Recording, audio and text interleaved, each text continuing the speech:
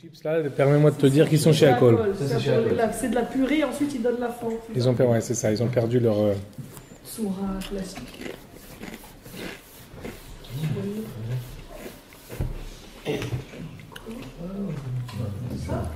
Ça d'abord, oui. C'est une sauce sucrée, ça. Je vais manger aux autres sucrés. Non? Oh non. C'est d'accord? C'est fait pour ça, ouais, c'est du maïs qui est fait pour ça. Ça a changé de. Le principe, c'est quand ça change de forme, ça perd sa bracha. Mais là, comme c'est fait pour devenir comme ça, donc ça serait. Même si on consomme sur d'autres. Oui, quand c'est fait pour être fait comme ça, par exemple, des bessamim qui ont été ketouchim totalement, ils ont été pilés totalement, même si maintenant ils n'ont plus aucune tsura, ils n'ont plus aucune forme de bessamim, ils gardent quand même leur titre de bessamim, si on les prend. Pourquoi? Parce que quand c'est fait pour, alors même si ça a été pilé, à tel point qu'il n'y ait plus de forme, c'est pour ça qu'il y en a qui ont voulu dire que sur le chocolat on fait boré periaetz. Pourquoi? Cacao, c'est... Parce que le cacao, on le fait, personne ne prend du cacao tel qu'il est. Non.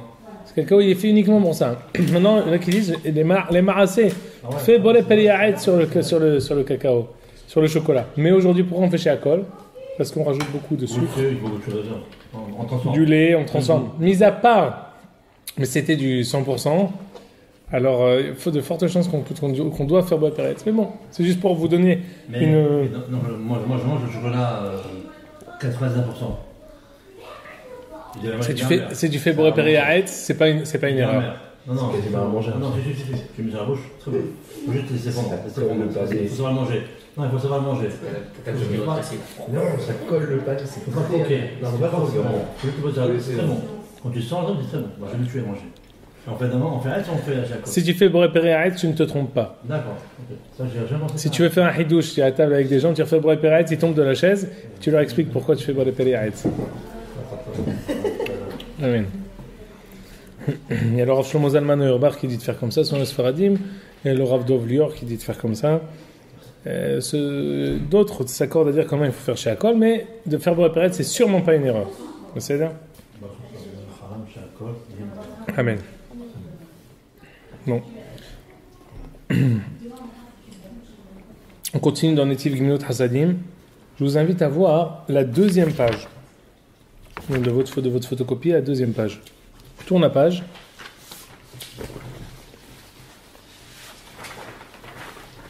Alors.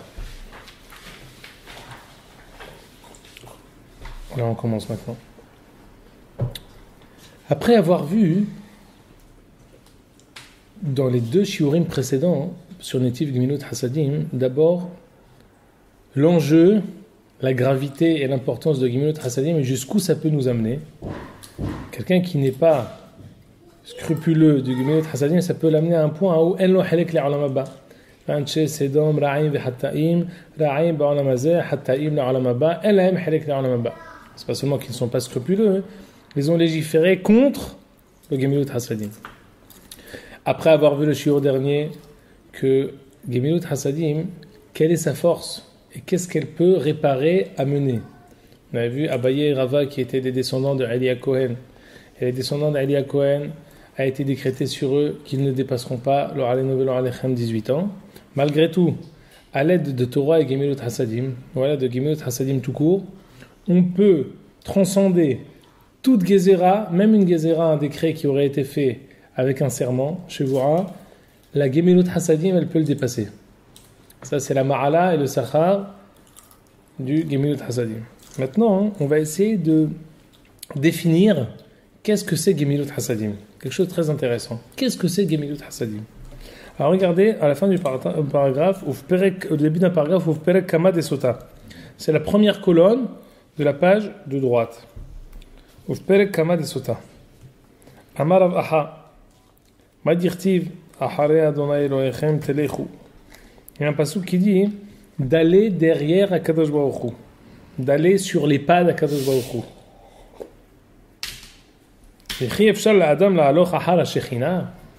Est-il possible de pouvoir aller sur les pas de Akadosh Baruch Hu? Va'alo kvar ne'emar ki Hashem Elohecha esh ochelahu el kanna. Akadosh Baruch Hu est une flamme. Comment on peut, comme c'est la même question du Midrash sur qui est Adonai Elohecha Esh Ochelahu. Il y a marqué Uvo Tidbak. On doit s'attacher à Kadosh Baruch Hu. Comment on peut s'attacher? C'est du feu, on ne peut pas s'attacher. Alors c'est la même question.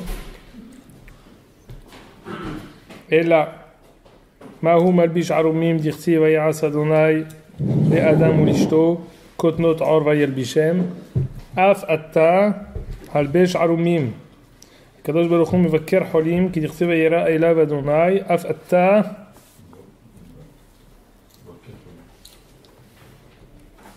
Bakker Holim, Kadosh Baruch Hu kover metim, shne'emar vayikbor oto vagay, af atakach, Kadosh Baruch Hu menachem avilim, shne'emar vayachal emot Abraham, vayivayachal emot Yitzhak beno, af atakach. Si on attribue à Kadosh Baruch Hu 4 midot particulières. Première, Malbish Arumim. Deuxième, Mevaker Holim. Troisième, Menachem Avedim. 3. Kover metim. Qu'est-ce que c'est Gemilut Hasadim? Qu'est-ce que c'est Gemilut Hasadim? Pourquoi Gemilut Hasadim, ça s'appelle d'aller sur les pas de HaKadosh Baruch Hu plus que n'importe quelle autre mitzvah? En quoi Gemilut Hasadim, on va dans les mitzvot de HaKadosh Baruch Hu plus que si je fais n'importe quelle autre mitzvah? C'est quoi la particularité de Gemilut Hasadim? Ça, c'est la question qui est sous-jacente de cette Gemara que le Maharal va essayer d'expliquer. Et vous allez voir, c'est quelque chose de très intéressant. Alors, je lis.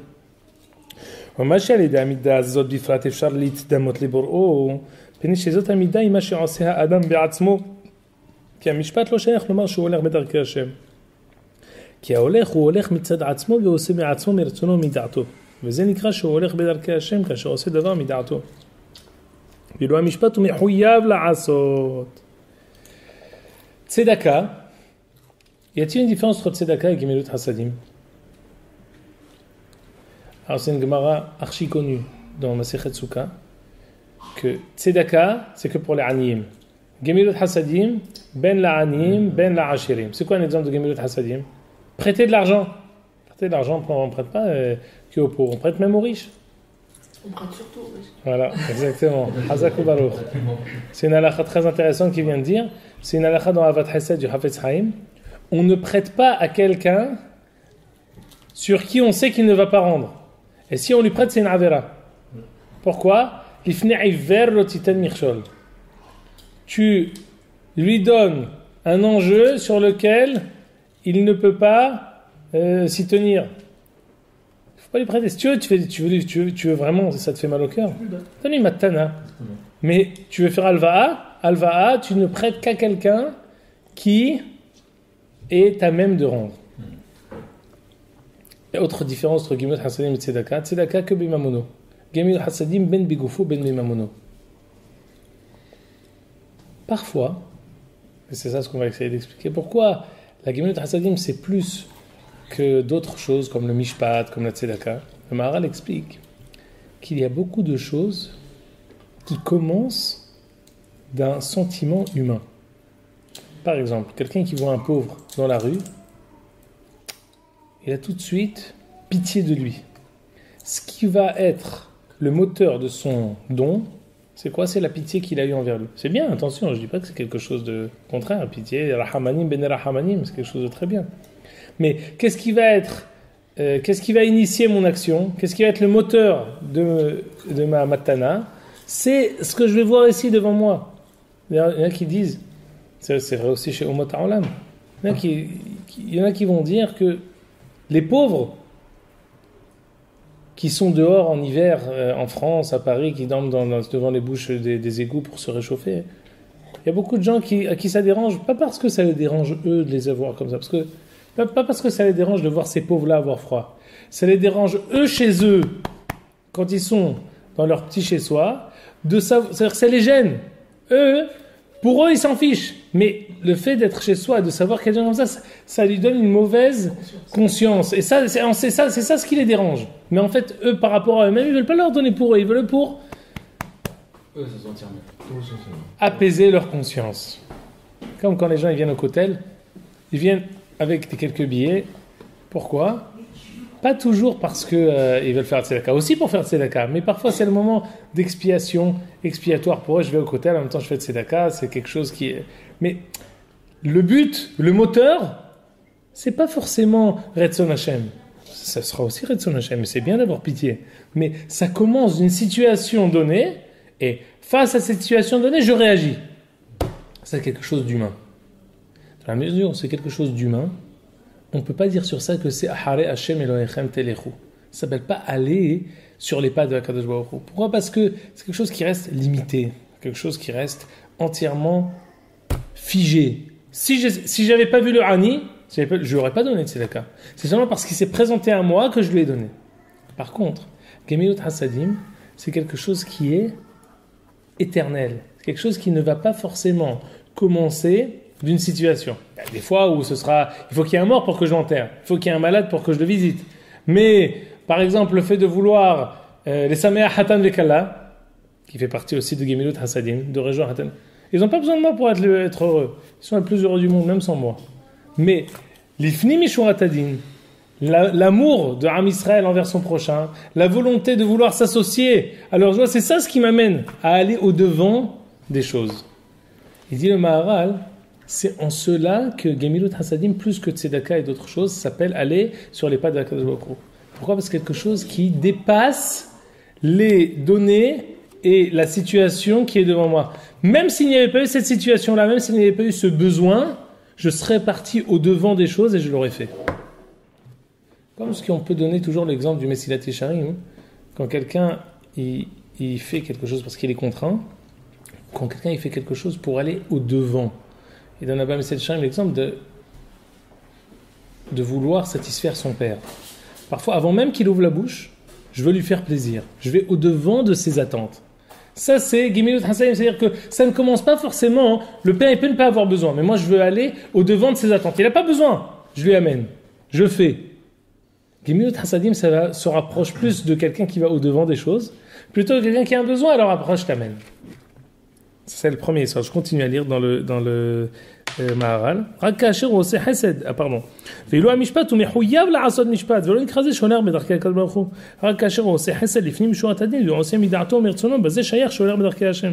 וככה רחמים, כאשר יש עני, הוא מרחם עליו, ונותן צדקה, אין בכל זה שיאמר שהולך בדרכי השם. כי אם לא היה עני בצרה, אפשר כי לא היה עושה. seulement quand il y a un pauvre qui va donner. ולכך לא יאמר שבזה הולך בדרכי השם. שהחסד הוא עושה מעצמו, ואינו חייב בזה. Point. Donc, jusqu'à présent, on a parlé des vertus et Hazve Shalom des punitions de quelqu'un qui ne va pas dans Gemilut Hasadim. Maintenant, on a essayé de définir qu'est-ce que c'est Gemilut Hasadim.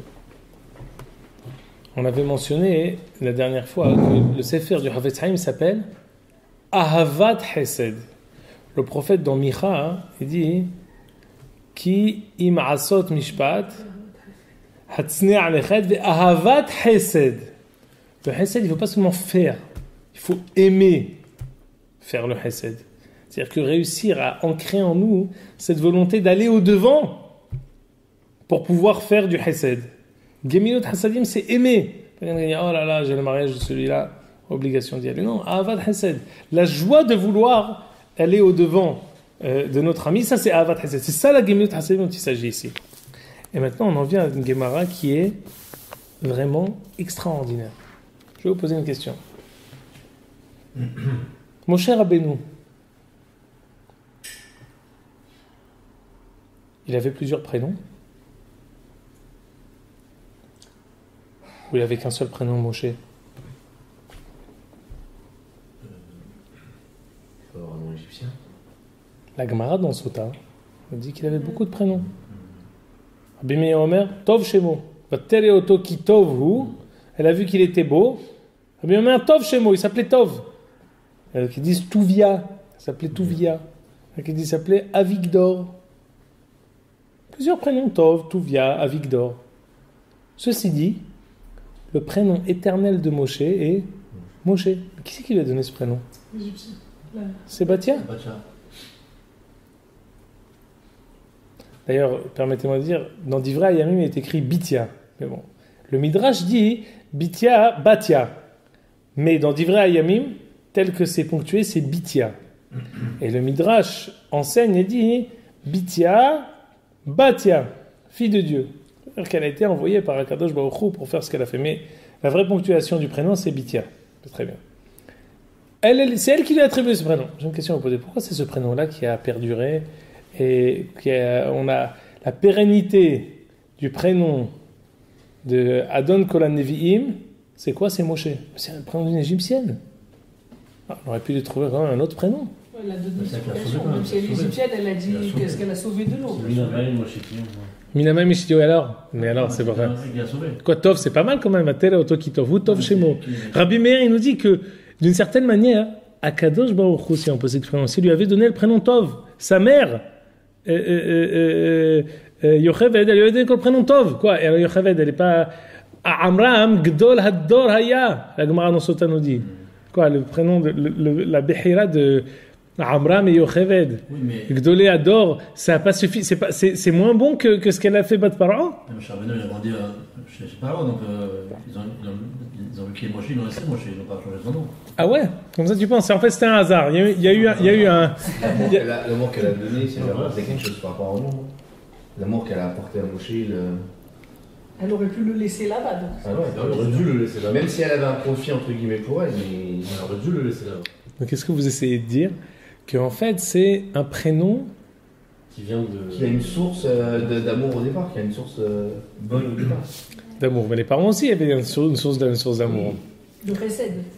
Ah, il y avait chez Bitia un degré de Gemilut Hasadim qui a réussi en fait à dépasser le sentiment humain normal et le sentiment premier d'un père et d'une mère envers son fils. Eh ben, il y a Bitia qui est une étrangère, qui est au devant de Moshe, qui l'a pris chez elle, qui est partie contre toute attente, ce qui s'appelle l'ifnim mishurat ad-din. Elle a fait l'inverse de la logique, et elle l'a amené. Ce prénom-là, c'est ça ce qu'on a gardé. Parce que ce prénom, c'est le seul prénom qui marque et qui signifie la Gemilut Hasadim. Entre tous les prénoms, celui qui met en relief la Gemilut Hasadim, celui-là, c'est celui-là qui va rester. Regardez dans la page de gauche, la dernière colonne, Uv Midrash. Vatikra Shemo Moshe. Re'e kama gadol koach gomle hasadim. Regarde la force de ceux qui font du Hesed Ifnei HaKadosh Baruch Hu. Shiv'a Shevot ayu le Moshe. Moshe Rabbeinu avait 7 prénoms. Vechulam lo nitkaimu. Aucun des 7 prénoms qu'il avait n'ont été retenus. Chutz mishem Moshe. שנאמר, תקרא שמו משה כי מן המים משיתיהו. C'est étonnant. C'est quoi l'explication de ça? dit le Maharal, וביאור כמו שאמרנו, כי כאשר האדם הוא טוב, ועושה טוב לאחר, הוא מתדבק במדרגה שיש לה קיום. Quand on fait du bien, quand on s'attache au bien, on s'élève au-dessus de tout ce qui est Olamazé. Ce qui est Olamazé, c'est quelque chose qui est mitkale. C'est quelque chose qui... Il a une perte, il a une fin. Tout ce qui est Olamazé, la Neshama, elle n'a pas de fin. Le corps, il peut avoir une fin. À la fin, qui mais la Neshama, elle revient. Elle a été donnée, elle revient. Tout ce qui est au-dessus du Olamazé est éternel. Quelqu'un qui fait Gemilut Hasadim, il s'élève à un degré d'éternité. ובד פרעה בשביל שגם לחסד עם משה שלקחה אותו מן היאור ואם לא הייתה עושה זאת היה מגיע לו המיתה ובשביל שגם לחסד קרא שמו על שם החסד le seul prénom qui met en exergue le Gemilut Hasadim c'est le prénom Moshe שעשתה שקראה שמו משה על שם comme ce que vous avez dit c'est quoi ce que ça signifie Moshe מן המים משיתיהו c'est l'acte de Gemilut Hasadim נשאר השם משה כמו שראוי על מדרגת החסד שהוא קיים לעולם. C'est ce qu'on avait expliqué dans les 2 shiurim précédents. Comment on arrive à s'élever au-dessus du corps? Le corps, comme ce qu'on a mentionné, il veut manger, il veut recevoir, il veut dormir, il veut que prendre. Hav. Il veut que recevoir. S'élever au-dessus du corps, c'est quoi? C'est donner. S'élever au-dessus du corps et donc dépasser les limites du Olam Hazeh, c'est Gemilut Hasadim. Tous les prénoms que Moshe il a pu avoir, c'était des prénoms qui étaient pas seulement terre à terre, qui étaient, on va dire, selon les limites du Alamazé. Donc ils n'ont pas de kiyum. Ils ne peuvent pas rester éternels. Le seul prénom qui était Al-Shem Gimilut Hasadim, qui dépassait les limites, c'était Moshe. C'est pour ça qu'il est resté. Et il mentionne à la fin qui est les Olam Hasdo. Alors si on revient dans le deuxième paragraphe de la page de droite, on sait que il y a une autre particularité. On a dit que c'est quoi? Pourquoi Gimilut Hasadim c'est propre à Kadosh Baruch Hu? On dit Noten Lehem Lechol Basar, qui est les Olam Hasdo. Kadosh Baruch Hu, il nourrit tout le monde, qui est les Olam Hasdo, c'est éternel. Parce que Gimilut Hasadim, on donne, de même que Kadosh Baruch Hu entièrement, il est mashpia, il reçoit rien, entièrement il donne, il fait que transmettre, verser, donner. Celui qui donne, il s'attache à cette même madriga de la Kadosh Baruch Hu qui donne le kiyum au monde entier. Noten lehem lechol basar. Cette même madriga, le fait de subvenir aux besoins du monde entier, qu'il olam hazo, ça devient tout de suite éternel. La même chose. Quelqu'un qui donne, quelqu'un qui, là c'est plus limité, puisqu'on parle de quelqu'un qui donne la parnassa à l'autre. C'est ce qui est propre ici à Moshe Rabbeinu. Il lui a donné la vie d'une certaine manière. Cette madriga-là de Gemilut Hasadim qui donne la vie, qu'il olam hazo.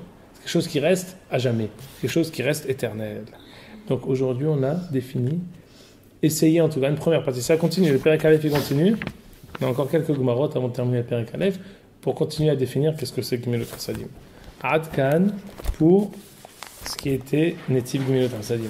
Maintenant, on en vient à Echot Basar Behalav.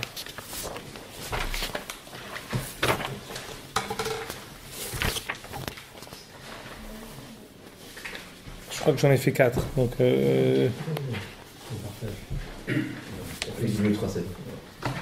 alors, tournez la page. C'est page Yud Dalet Tetvav. Yud Dalet Tetvav. Siman Pehet. Après avoir mentionné les interdits de cuire du lait et de la viande, et si jamais on la cuit, c'est Asur Behana'a, interdit d'en profiter, interdit de consommer Minatora. Après avoir fait des différences, que parfois c'est interdit que Midera Banane. Et la semaine dernière, avant mentionné l'interdit de la viande avec le poisson et la permission du poisson avec le lait, maintenant on va venir au Xerot des Rabanan. Il y a des Xerot des Rabanan. Plusieurs barrières qui ont été faites. Comme par exemple, lisez avec moi. Siman Pehet Seif Aleph. Aleph. Afilu Basar Haya Ve'of. Asur, je lis dans le Shulchan Aruch, c'est le texte qui est au milieu. Afilu Basar Haya Ve'of. Asur Leha'aloto. Al Shulchan She'ochel Alav Gvina. Shelo Yavo Le'ochlam Yahad. Aval B'Shulchan She'soder Alav Atavshil. Mutar Liten Ze Betzad Ze. Plusieurs questions à vous poser. D'abord, Medina Mishnah. Première Mishnah de Perek Kolabassa, 2 personnes qui mangent, l'un de la viande, l'autre du lait, on n'a pas le droit de manger sur la même table. Il faut mettre un équerre. Très bien, on va y venir. Question. Si je suis tout seul, je vais commencer par du lait et après de la viande. Mais j'ai pas envie de me déplacer toutes les 5 minutes à la cuisine, alors je me fais Shulchan Menachim, Israël Bene Menachim, je mets ici le lait. Et là-bas, je mets la viande et je me dis comme ça, je ne me lèverai pas. Et je vais même préparer l'eau. Si j'ai un robinet pour me laver les mains, quand on étudiera est-ce qu'on a besoin de se laver les mains entre les deux, on verra ça. J'ai le droit ou j'ai le droit ou j'ai pas le droit? Il peut se préparer aussi. Ou c'est seulement quand il y en a 2? Parce qu'il y a un peu une crainte quand on est 2 que quelqu'un il va peut-être échanger ou il va. On soit un coup de fil. Sachez que quelqu'un qui est tout seul, c'est plus grave. Si on est 2, ça suffit de faire un équerre, une distinction. Par exemple, je mets un jouet d'un enfant sur la table, quelque chose qui n'a pas lieu d'être sur la table. Je mets un dessous de table pour moi et pas pour lui. Une différence, ça marche. Pourquoi? Parce que comme on est 2, avec le équerre, alors ça va nous rappeler l'un et l'autre. Mais une distinction quand je suis tout seul, quelqu'un il peut sauter la distinction qu'il a faite, puisque c'est lui qui l'a mis, c'est lui qui l'a organisé. Quand il y en a deux, l'un il peut rappeler à l'autre, oh, tu t'oublies. Alors tout seul, on compte pas sur les deux pour dire l'un à l'autre, tu t'oublies. Mais ajouter au équerre, ça marche. Quelqu'un qui est tout seul, c'est possible que le équerre ne marche pas. Comme ça, beaucoup de poskim m'ont dit. Très intéressant. Ceci dit, la halakha stricte, en faisant un équerre, ça serait permis. Mais juste pour vous dire qu'il y en a qui se trompent et qui pensent que tout l'interdit seulement quand on est à deux. Non seulement, c'est même quand on est tout seul, mais quand on est tout seul, c'est plus grave que quand on est à deux. Très bien. Maintenant, je suis à la cuisine. J'ai mes enfants, on arrive à manger halavi, l'autre va manger bassari. Je prépare. J'ai 2 micro-ondes, j'ai tout ce que tu veux. Mais je prépare, j'ai l'un à côté de l'autre. Je dois faire un équerre ou alors non. Tel que c'est, il n'y a pas besoin. De toute façon, je suis en train de préparer. Je n'ai pas besoin de faire une distinction entre les deux pour que je vienne. J'ai besoin de faire une distinction pour ne pas que je vienne à mélanger l'un avec l'autre. Dit le Shulchan Aruch. Beshulchan shesoder alav atafshil mutar itenze betzadze. Là où je prépare, pas de crainte. Je peux mettre l'un à côté de l'autre sans aucune crainte. Pourquoi ? Parce que toute la crainte, c'est au moment où je mange. Besha'ata achila. Pendant que je mange, je peux m'oublier. Pendant que je peux m'oublier. Je peux venir à manger, je peux venir à mélanger, je peux venir à perdre ma concentration. Par contre, quand je suis en train de préparer, non, pas du tout. Dans le frigidaire, je peux mettre à côté sur la même étagère une assiette de lait et une assiette de viande. Attention, tout ce qui est interdit de manger l'un avec l'autre, c'est même si moi je prends du fromage froid et lui il prend de la charcuterie, c'est de toute façon, sans distinction. Vraiment, je te dis, les deux chauds, l'un à côté de l'autre, dans le frigidaire. Tu me dis à froid, moi je dis c'est les deux, ils sont chauds. Ça pose pas de problème. Ça pose pas de problème. C'est permis. Alors, faut faire attention que ça se touche pas. Il faut se faire reconnaissable. Parce que ici on a autorisé seulement lorsque je suis en train de préparer dans le frigidaire. Alors le Shulchan Aruch plus loin dans Siman Tzadihé, Seifim He Evav, va dire que c'est permis quand c'est l'un c'est lait et l'autre c'est viande, parce que comme l'un c'est lait et l'autre viande, je risquerais pas de venir à me tromper, puisque je suis pas en train de manger, et le lait et la viande, tout le monde sait qu'il faut. Par contre, s'il y a du sel, du sucre et à côté du lait ou de la viande, je crains que je vais faire tomber une goutte de l'un sur l'autre et je ne viendrai pas à me rendre compte. Et pourquoi je vais venir à faire tomber plus dans un cas que dans l'autre ? Quand il y a du lait et de la viande, je fais attention que l'un ne se renverse pas sur l'autre. Mais quand c'est quelque chose qui est neutre, et je risquerais d'oublier ce qui s'est passé, à ce moment-là, il y a plus de hashash, de telle sorte que une assiette de lait et une assiette de viande dans le frigidaire, les deux sont permis que les deux soient découverts l'un à côté de l'autre sans aucune crainte. Du sel avec une assiette de lait, du sel avec une assiette de viande, l'un à côté de l'autre, c'est bien de fermer l'un des deux, pour ne pas que l'un puisse venir à renverser sur l'autre. Donc on a expliqué. Quand on c'est dans le frigidaire, donc on a le droit de laisser lait et viande à côté, pas de problème. Quand je prépare sur le shaïch, à la cuisine, permis.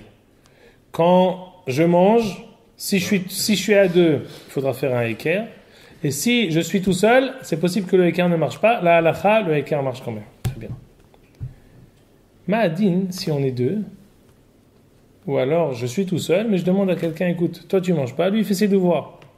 Je dis, écoute, je sais pas moi, si j'ai du lait, de la viande. Si tu me vois manger de la viande, rappelle-moi à l'ordre. Je fais un chômeur, je fais pas de équerre, je fais un chômeur. Je demande à quelqu'un, sois chômeur.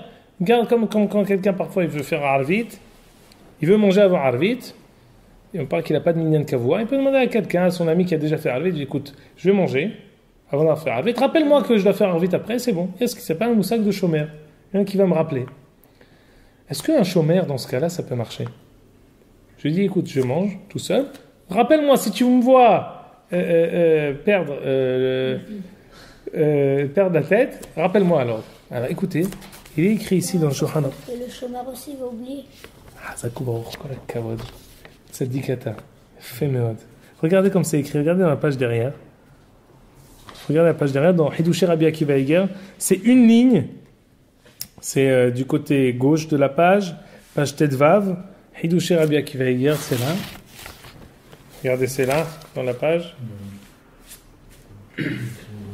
Il dit ici, Velo mehane leha'amid etzlo shomer sheyashgiach alav. De mettre un shomer, ça marche pas. Pourquoi? Là, il dit, donne pas la raison. Parce qu'il dit un shomer, ça va pour quelque chose de ponctuel. Rappelle-moi de faire un arvit ponctuel. Soit shomer sur moi toutes les secondes, c'est longtemps. Quelque chose qui me dit, comment quelqu'un il va te regarder comme ça? Et quand il va pas respirer, c'est pas possible. Quelque chose qui prend trop de temps, on peut pas compter sur quelqu'un. De même que toi, tu risques de te perdre, lui aussi il risque de te perdre de vue. Un Heker, quelque chose qui est neutre, qui est stable, qui est inerte, qui reste là, c'est lui qui est censé me rappeler à l'ordre par la vision. Je le vois, mais quelqu'un, je peux pas compter sur lui. Ceci dit, c'est le bien qui va écrire qui dit ça. Ceci dit, il y a beaucoup de poskim qui ont fait une remarque, et on est quelques jours avant Hanouka, hein. Je vous dis juste ça en Beraché Prakim parce que c'est pas notre sujet. Mais on a vu dans d'autres endroits dans la halakha où on peut s'appuyer sur un shomer, même sur quelque chose qui prend un certain temps. Comme par exemple, on sait que les Nerot Hanouka, on n'a pas le droit d'en profiter. Je veux lire le journal Hazve Shalom à côté des Nerot Hanouka, c'est pas bon. La seule chose qui serait tolérée, c'est d'étudier la Torah à la lueur des Nerot Hanouka. Ça, c'est le Hanouka Rishonim. Sur le Stamaj Shchanaour, interdit. Sur le Baal Haïtour, c'est permis. Très bien. Maintenant, j'ai utilisé des nérotes qui n'allument pas très bien. Et je vais étudier la Torah sur le Baal Haïtour. Est-ce que je peux demander à quelqu'un, et on est Shabbat. Shabbat, on peut toujours craindre que je vais commencer à jouer. Est-ce que je peux demander à quelqu'un de faire attention à moi? Dans le Biur Halacha, dans Simanta Fashain Gimel, il dit oui, ça marche un shomer.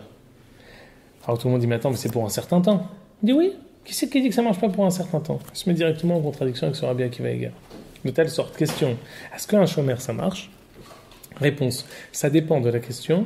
Est-ce qu'un shomer, pour un temps donné, une longue durée, c'est-à-dire c'est pas illimité, mais c'est un temps qui est mémouchar, si on pense qu'un shomer ça marche, alors ça marchera dans le Sarbeh Halav. Si on pense que ça marche pas, alors ça marchera pas. Et un shomer cache-route, c'est pareil. Alors c'est différent. Un shomer cache-route, tout un shomer dans la cache-route, si un shomer dans un restaurant, c'est basé essentiellement sur la peur que je le prenne la main dans le sac. Donc en fait, j'ai réussi à créer une situation où il a tout le temps peur de moi sans forcément être là tout le temps. Donc quand quelqu'un, il dit j'arrive. Alors tu as peur de faire ce que tu veux faire, de peur qu'il arrive à tout moment. C'est aussi, on ne peut pas faire tout ilchot yihoud sur un pied, mais de s'isoler avec quelqu'un qui nous a interdit. Si quelqu'un est censé arriver à tout moment, il n'y a pas d'yihoud. Peut-être. Pourquoi? Parce que toutes les secondes, je me dis qu'il va arriver.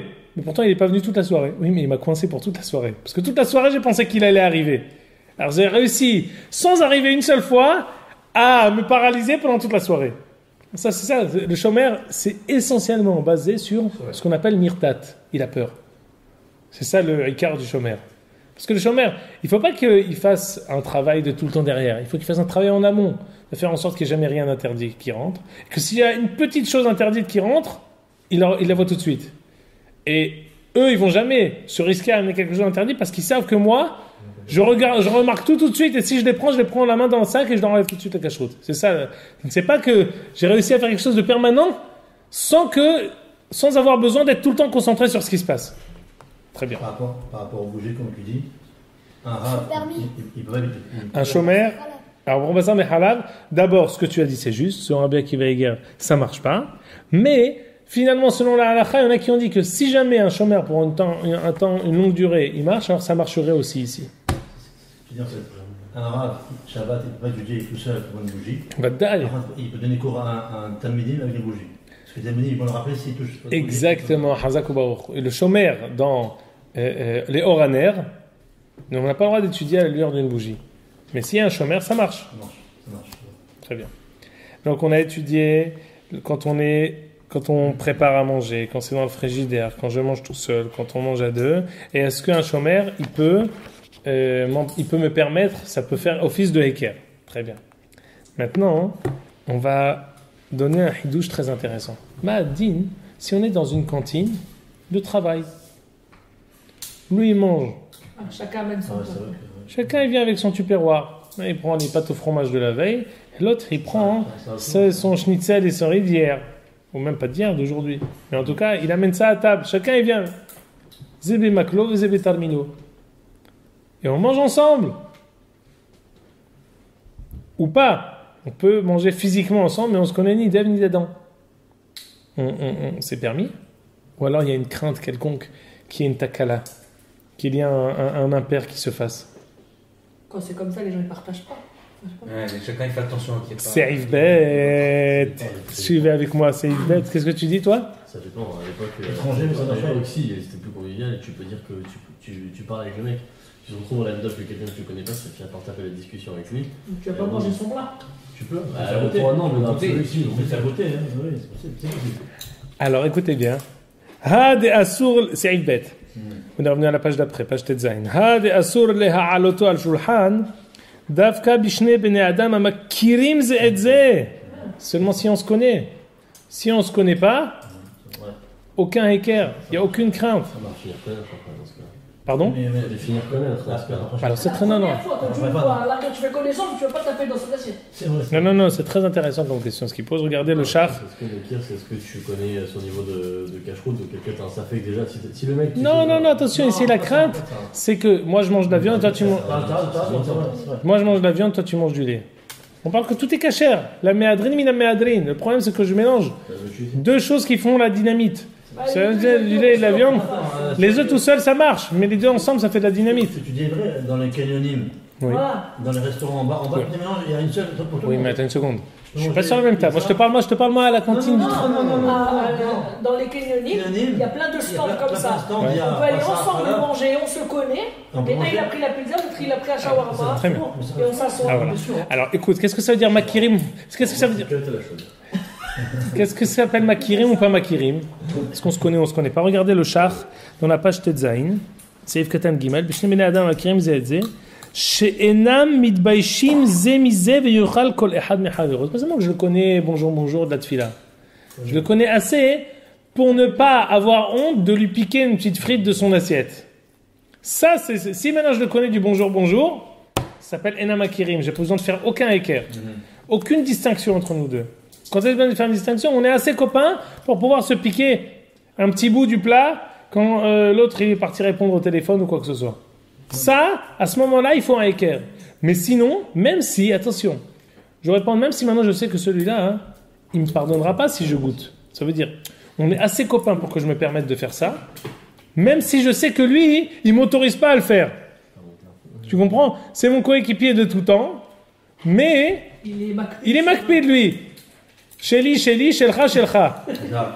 Des gens qui supportent. Même dans ce cas-là, Même bon ami, tu touches pas mon assiette. Il voit un équerre. Même meilleur ami. Même ma famille touche pas mon assiette. Et que mes gosses. Que mes enfants ont le droit. Ah non, mais bien. C'est pas. Je donne avec plaisir. Mais après, je m'en fous. alors, malgré tout, si quelqu'un est makpid, qu'on lui prenne pas, malgré tout, le plus gras banane, c'est toujours interdit. Dès qu'on se connaît, une connaissance assez proche pour qu'on puisse prendre l'un de l'autre, c'est toujours interdit. Que je sois makpid ou que je sois pas makpid. Dès que j'ai une connaissance assez familière pour me permettre de prendre, même si toi, de manière fortuite, t'es quelqu'un qui n'autorise pas qu'on prenne de son assiette. Oui, d'accord, mais on se connaît, on a une connaissance, une amitié assez forte pour qu'on puisse se prendre l'un de l'autre, c'est interdit quoi qu'il arrive, il faut mettre un équerre. Un équerre, c'est pas un téléphone. Parce qu'un téléphone, toujours, quand on s'assoit à table, on met le téléphone sur la table.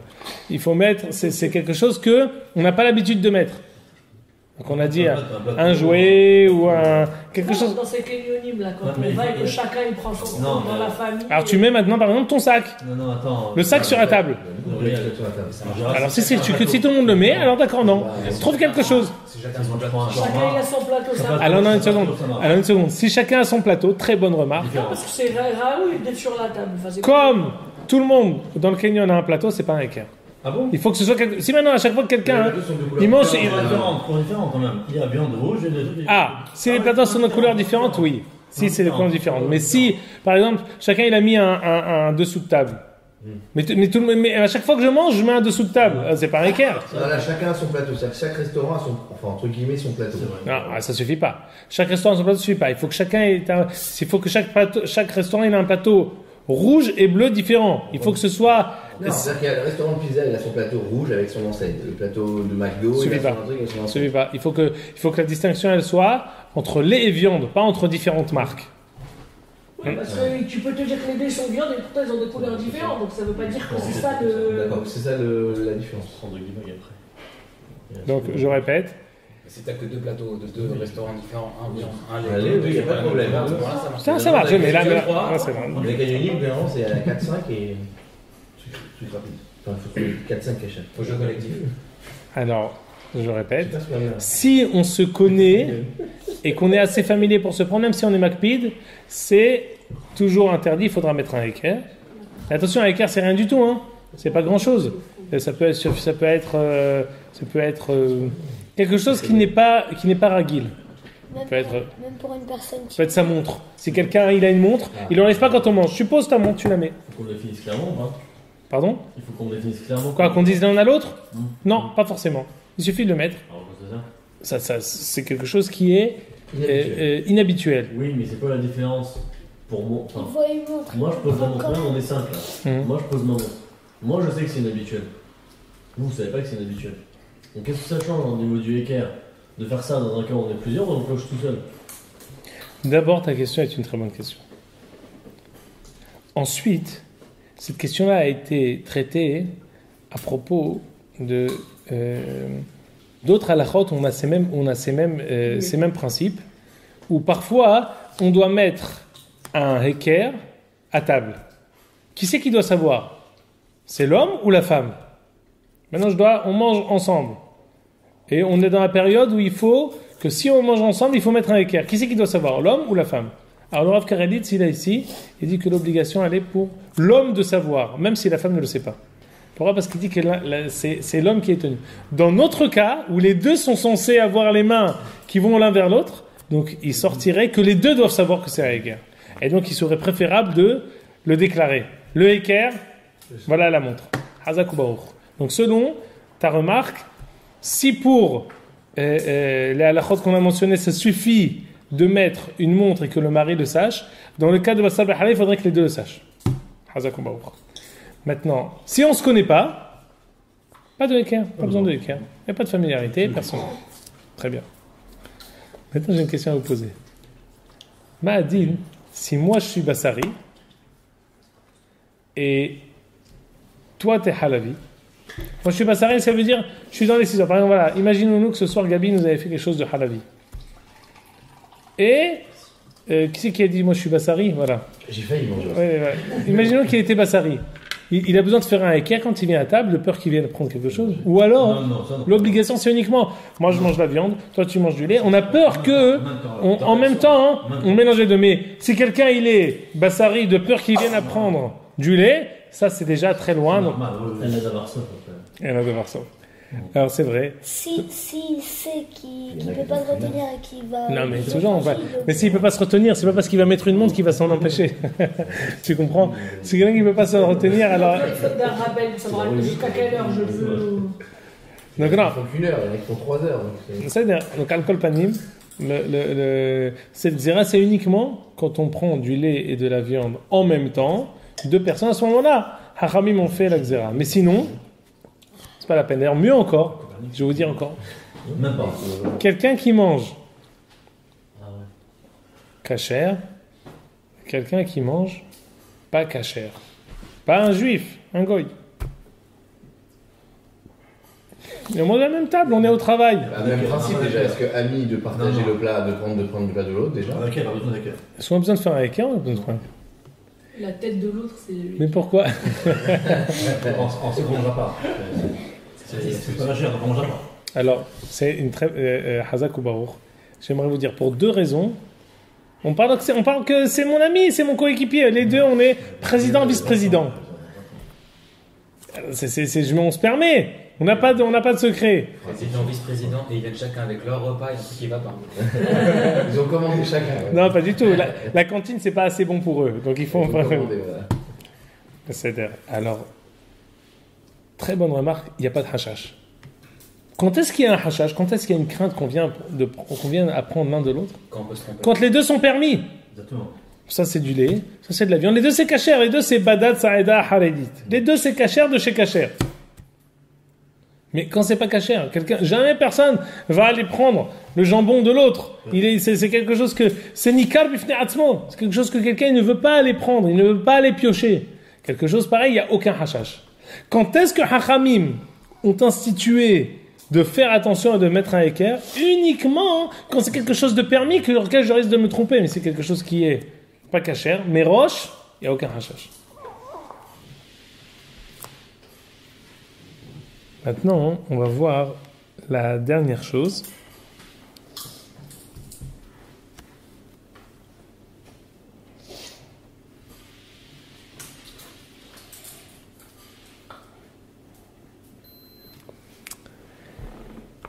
Ma'adin, on est deux. Moi, je mange du lait. L'autre, il mange de la viande.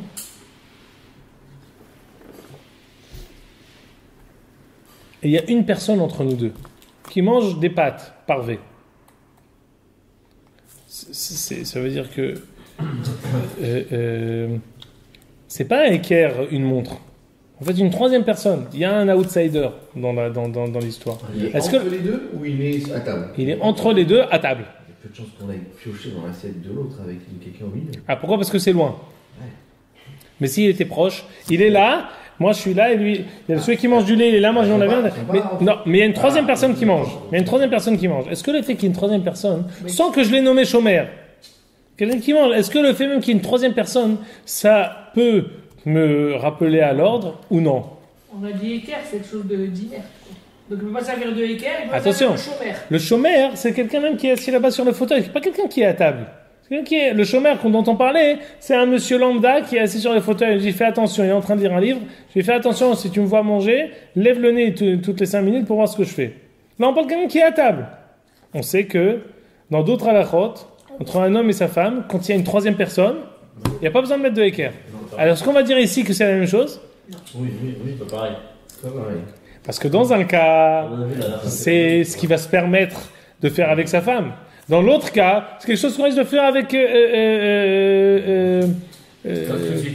sans s'en rendre compte, on risque de prendre et de piquer.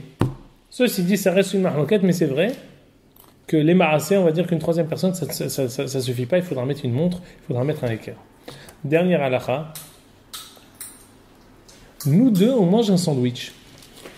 On se connaît, on est deux frères. Moi, je mange un sandwich. De un panini au fromage et thon, d'après les choses de la semaine dernière. Et l'autre, il prend un shawarma. Et on est les deux sur la même table. Généreusement, chacun, il parle à l'autre et il mange. Est-ce qu'il y a besoin de faire un équerre ou non? Un sandwich, ça ne se partage pas. C'est pas un plat. On ne pique pas dans le sandwich. Alors, permettez-moi de vous dire que il n'y a pas besoin de faire un équerre, mais pour une raison un peu différente de ce que tu viens de dire. Ils ne se connaissent pas assez bien. Non, ils se connaissent très bien. Parce que ça s'appelle le fait qu'ils mangent un sandwich, d'une certaine manière, ils n'ont pas de table. La table, elle est là par hasard. Il n'y a pas de table qui les lie. Pour qu'il y ait l'interdit, il faut que nous deux on mange sur une table. Mais ici, la table, même s'il n'y a pas de table, le sandwich, on le prend à la main et on mange. C'est là, maintenant, je vais le poser pour répondre à mon téléphone, mais la table là, elle est, par hasard, elle est ici. Pour qu'on puisse penser à parler de la Gzerad Hachamim, il faut plusieurs choses. Il faut familiarité, Makirim Zezé. Il faut aussi Al-Shulhan Ehad, mais là, il n'y a pas de Shulhan Ehad.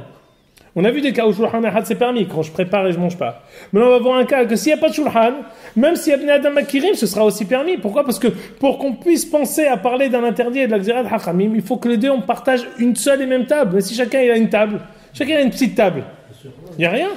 Il n'y a pas. Ça a jamais besoin d'instituer. Chacun a une petite table et une école. Si l'école peut-être. Mais là ici, je peux dire que ça s'appelle qu'ils n'ont même pas de table. La table, elle ne les sert pas dans leur consommation. C'est pas comme le lien qui va servir pour manger. Le truc, c'est que moi, si je suis à côté de Johan et que j'ai appris la sadam, je vais taper dans son assiette quand même. Ah, ça c'est un problème. Voilà. Mais. On est dans le même resto. Non, mais alors tu veux que je te dise? Dans ce cas-là, malgré tout, ce sera permis. Pourquoi? Parce que Hachamim, toujours, ils ont institué ce qu'ils ont institué. Si tu manges sur une table avec quelqu'un avec qui tu as la familiarité de prendre de son assiette, tu devras faire un équerre. Il dit, mais moi, même si je fais un équerre, je vais prendre. C'est là, prends, qu'est-ce que je te dis? Mais ils ont dit, tu fais un équerre, c'est censé braver. C'est l'exception, oui. C'est censé braver le hachage que tu prennes. Donc, dans ce cas-là, on prend chacun un sandwich comme la table ne les lit pas, elle n'est pas équerre gadol mizé. Et je pense que ça arrive souvent au travail, même si on se connaît, que chacun a son sandwich. Il sort son sandwich, il mange. C'est possible qu'ils pourront faire zimoun. Ça s'appelle qu'ils ont mangé ensemble pour Ilchot zimoun. Mais ça s'appelle pas qu'ils ont mangé ensemble par rapport à Ilchot Vassal Behalav. Parce qu'il n'y a pas de table qui les lie. Et même si parfois ils posent leur sandwich, c'est comme s'ils avaient un support devant eux ou à côté d'eux. Mais ça ne s'appelle pas qu'ils mangent sur la table. Tout ça, on voit combien Hachamim ont pensé, réfléchi pour éviter toute takala dans les chod basal behalav. Parce qu'on voit ici que pour arriver à les chod basal behalav minatora, il faut que ce soit du lait et de la viande à chaud sur le feu. Là on parle. Il faut que ce soit du basar behema avec du lait kasher. Maintenant on parle. Même si je prends moi du schnitzel et lui du lait, que nous deux on est à froid, donc on sait déjà le poulet et le lait, c'est midera banane. En plus de ça, c'est à froid, c'est encore midera banane. Et en plus de ça, que je crains que je vienne à te piquer et puis pour que je rentre en même temps. Parce qu'on a dit que si je suis bassaré, il faut que je prenne du halavi, on s'en fiche. Le halavi, c'est que quand j'ai encore de la viande dans la bouche, je vais rentrer un peu de lait. Ils ont tellement eu peur de ça qu'ils ont élargi au maximum la xéra. Mais, il ne faut pas rajouter sur ce que Hachamim ont dit. Ce qu'ils ont été gozrim, ce qu'ils ont décrété, on s'y tient. Plus que ça, celui qui veut, il peut faire. Celui qui veut rajouter, il ne nous pose pas la question. Mais si maintenant, on va savoir qu'est-ce que Hachamim ont dit, il faut 2 personnes qui se connaissent, qui mangent sur la même table, à ce moment-là, il faudra faire un équerre, et le équerre arrive à braver. Hachamim, ils ont donné la takana, ils ont donné aussi le pitaron. Il y a un hashash, en faisant un équerre, c'est permis. Le équerre, ça ne doit pas être une carafe d'eau, ça ne doit pas être quelque chose qu'on a l'habitude de mettre sur la table, ça doit être quelque chose qui est peu courant, quelque chose qui est inhabituel, que les deux devront connaître son existence. Dans ce cas-là, ce sera permis de manger, même si l'un il mange de la viande et l'autre il mange du lait. Un livre, très bien. Un livre, c'est très bien. Il y en a qui disent qu'il faut que ce soit quelque chose qui ait un peu un volume. Une feuille, non. Il faut... Moi, je mange par terre. Il mange dans mon assiette, donc c'est bon. La semaine prochaine, on n'est pas encore Hanouka. Non, c'est la semaine d'après. Alors, je ne sais pas si on fera quelque chose sur Hanouka. On peut faire Hanouka. La semaine prochaine, oui. Ou alors, non, Hanouka, on prendra congé les uns des autres. On n'est pas là, on a un truc organisé par la DG. Très bien. Alors, on fera pour la semaine prochaine, ou on fait quelque chose sur Hanouka dans la halakha, ou alors on continuera. Mais Chod Basar Behalav, ce qu'on fera, ce sera sur l'attente entre le lait et la viande et le lait. 6 heures, dans quel cas on a le droit de faire plus, de faire moins. Est-ce qu'on doit se laver les mains entre les deux, la bouche, rincer, manger du pain, etc. Ce sera ça notre prochain sujet. On décidera d'ici la semaine prochaine quel sera le sujet des halachot de la journée. Hazak ou Baruch. Et des fois, on voit... Il y a des personnes qui mettent une nappe spéciale sur la table quand c'est le lait ou la viande. Il y a une base à l'arrêt. Ça veut dire quoi? Ça veut dire... C'est pas la même nappe pour le lait. Ça veut dire qu'ils ont une table. Et par exemple, quand ils mangent du lait, ils mettent rien. Mais quand ils mangent de la viande, ils mettent une nappe. Très bien. Il y a un intérêt ou ils auraient pu faire la même chose sur la même table? Il n'y a pas d'intérêt à... Tu veux enlever la nappe, c'est ça? Non, j'ai déjà vu des gens qui disent ça. Je me suis posé la question. Non, ma mère. C'est ça, chez mes parents aussi, ça. Quand c'est de la viande, ils mettent une autre nappe. Ouais, chez mes parents. Non. Oui, mais pourquoi? Ça, j'essaie de savoir. À mon avis, c'est quoi? Tu as de nappe de lait et de nappe de viande. Ouais, c'est ça. C'est ça. Une nappe de lait. Ouais, c'est ça. Ou alors, pas de nappe et une nappe de viande. Une nappe de lait et une nappe de viande. C'est bon. Donc elle est lavée, elle est lavée. Si je dis je change d'habit aussi, Regarde. Pardon? Regarde ici. Tu vois, Gabi, le Yad Avraham, dans la page Yud Zayin, dernière ligne, il dit Umihu Israël Kdoshim Hem Vena'agur le yahed safsal le basar levad ve le halav levad. Ça veut dire quoi? Mais Ikaradi, c'est permis. Il n'y a pas besoin. Israël Kedoshim, si on a vu la grandeur et la rigueur de Hachamim dans leurs zérot qui ont craint quelque chose. Hachamim, alors, Am Israël Kedoshim, ils ont rajouté sur eux, ils ont pris sur eux qu'ils préfèrent faire ce qui est Bassari, toujours Bassari, ce qui est Halavi, toujours Halavi. Si maintenant je décide que cette table-là, elle est Bassari, quand je mangerai sur cette table-là, Bassar, je ne mettrai rien. Quand je mangerai du Halav, je mettrai quelque chose. Même si mes Ikaradin, c'est permis, totalement. Israël Kedoshim, c'est une bonne chose. Am Israël, ils aiment les mitzvot, Israël Kedoshim. Mais s'il en manque, je n'ai pas ce soupe-là, je n'ai pas ce dessous de table, je pourrais manger. Mais ce que nos parents ont pris sur eux, c'est une bonne chose. C'est pas quelque chose qui est moufkar minasechel. C'est Israël Kedoshim. Et donc, ça pourrait nous servir de équerre. Les deux personnes qui voudraient manger, on pourrait mettre la nappe sur la moitié de la table. Oui, exactement. Parce qu'un il va manger sur la nappe et l'autre va très bien, manger sur la nappe. très bien. Hazak Oubarou. Hazak Oubarou. Alors attendez. Vous avez dit tout à l'heure pour le chômeur, de surveiller, c'est pas valable. C'est pas un chômeur, c'est un dedans. On avait ramené 2 des routes baisés, mais on a ramené. On a dit que si par exemple il y a un chômeur dans un restaurant, même s'il n'est pas là, il y a quand même la crainte qu'il se fasse griller, qu'il a fait. Oui. Si je nomme un chômeur, même s'il lit le journal, j'ai quand même peur qu'à un moment il me réprimande, qu'ils a quelqu'un, il avait non, il me réprimande pas. Qu'est-ce qu'il me réprimande? Mais il va me rien me faire. Moi, je sais pas. Mais qu'il puisse dire, bah non, tu sais, j'étais chez lui. Il y a une différence entre les deux. Dans un cas, j'ai un rapport d'employeur et d'employé. Parce qu'il y a une supériorité hiérarchique. Si c'est juste. Hiérarchique ou pas, c'est-à-dire que j'ai un pouvoir de pression sur lui. Mais dans un autre cas, non, il n'y a rien du tout. C'est-à-dire que celui qui mange avec son patron, peut-être. Vous allez pourrir? Non, parce que ce moment-là s'appelle Enamakirim, parce qu'il ne se permettra pas de prendre de chez lui. Mais s'il se permet de prendre de chez lui, alors ça marchera.